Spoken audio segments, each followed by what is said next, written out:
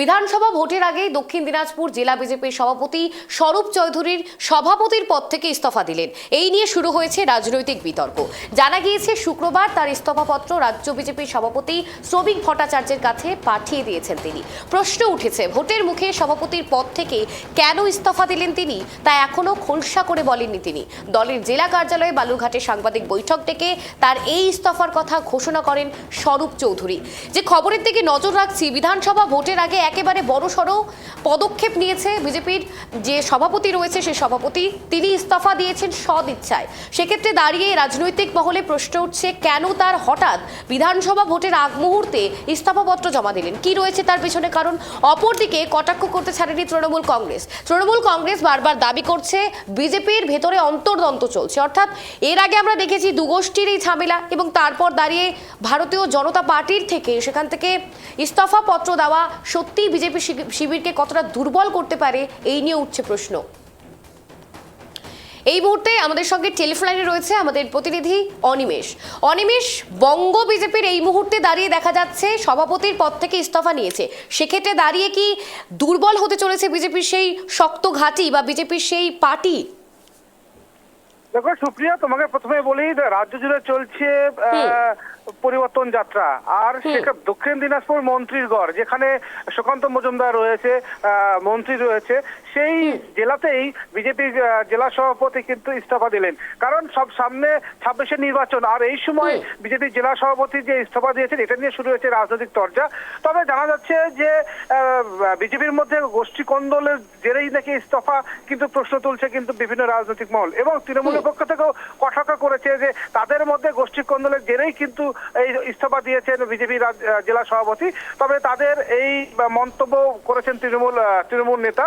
তবে এই যে বিধানসভার আগে যে এই যে ইস্তফা দেওয়াকে কেন্দ্র করে কিন্তু একটা রাজ্য জুড়ে একটা জল্পনার সৃষ্টি হয়েছে, এবং সেখানে কিন্তু তৃণমূলের শক্ত ঘাঁটি হবে বলে কিন্তু আশাবাদী তৃণমূল নেতৃত্ব।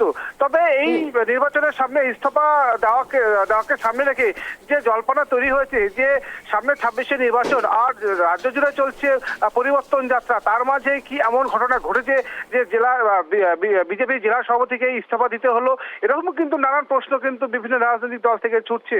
তবে এই ইস্তফাকে দেওয়াকে কেন্দ্র করে কিন্তু বিজেপির অনেকটাই ক্ষতির মুখে পড়তে হবে বলে কিন্তু রাজনৈতিক মহলের ধারণা। তবে এই ইস্তফা দেওয়াকে কেন্দ্র করে কিন্তু শুরু হয়েছে গুঞ্জন দক্ষিণ দিনাজপুর জেলা জুড়ে। সুপ্রিয়া।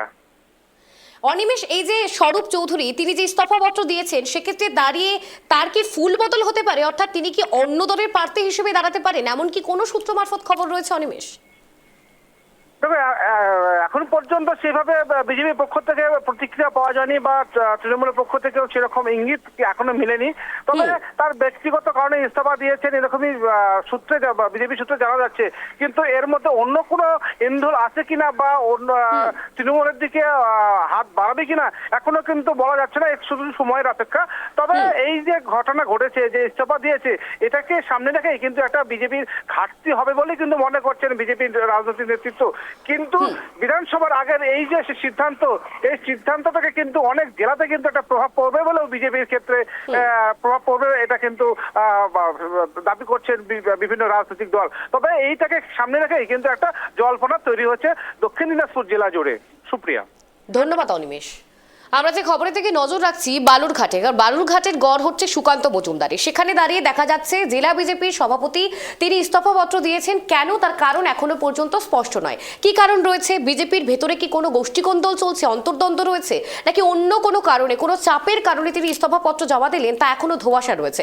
অপরদিকে তৃণমূল কংগ্রেস তারা কিন্তু কটাক্ষ করতে ছাড়েনি। তারা বারবার দাবি করেছে বিজেপির অন্তরে চলছে অন্তর্দ্বন্দ্ব। সেক্ষেত্রে দাঁড়িয়ে এই জেলা বিজেপির সভাপতি তিনি ইস্তফাপত্র জমা দিয়েছেন, কিন্তু স্বরূপ চৌধুরী তিনি কিন্তু কার্যত কোনো কিছুই জানাননি, ধোঁয়াশার মধ্যে রয়েছে এই মুহূর্তে দাঁড়িয়ে।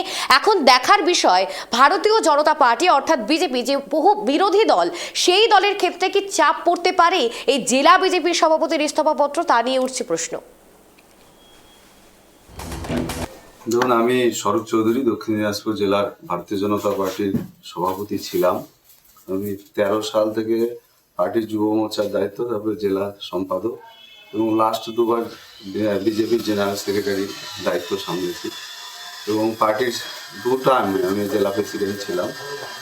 তো আমার সামগ্রিক পরিস্থিতি মনে হয়েছে যে আমার পক্ষে এই দায়িত্ব আর পালন করা সম্ভব নয়, তাই আমি আজকে স্বেচ্ছায় আমার সমস্ত দায়িত্ব থেকে অব্যাহত নিলাম। এটা ওদের অন্তর্কল্প, ওটা একদমই বিজেপির নিজস্ব ব্যাপার, আমাদের কিছু বলার নেই। তবে আমরা বেশ কিছুদিন থেকে বলছি যে বিজেপির মধ্যে বালুরঘাটের আমরা দেখেছি, যেটা বালুরঘাট বা এই জেলায় যেটা দেখছি, ওদের মধ্যে অনেক কয়েকটা গ্রুপের সৃষ্টি হয়েছে, যার ফলস্বরূপ স্বরূপ চৌধুরী আমরা যেটা জানতে পেরেছি, স্বরূপ চৌধুরীর উপর নানারূপভাবে প্রেশার ক্রিয়েট করা হচ্ছিল এবং এটা একটা ওদের গোষ্ঠীদ্বন্দ্বের ফল হিসাবেই স্বরূপ চৌধুরী পদত্যাগ করতে বাধ্য হয়েছে।